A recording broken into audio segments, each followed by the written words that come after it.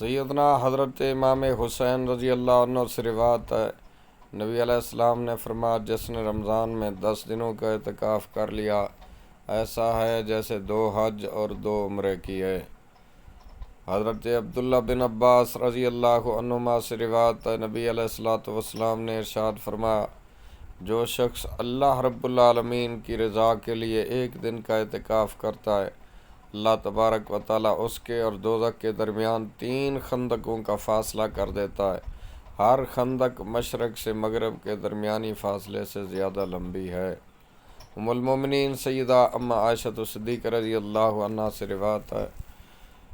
جس نے اللہ کی رضا کے لیے ایمان و اخلاص کے ساتھ اعتکاف کیا اس کے پچھلے گناہ معاف ہو جائیں گے۔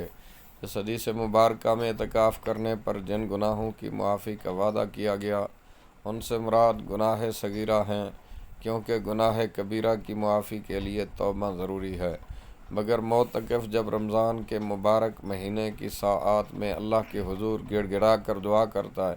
اپنے پچھلے گناہوں سے سچی توبہ کرتے آئندہ گناہ نہ کرنے کا پختہ عہد کرتا ہے، یقیناً اس کے کبیرہ گناہ بھی معاف ہو جاتے ہیں۔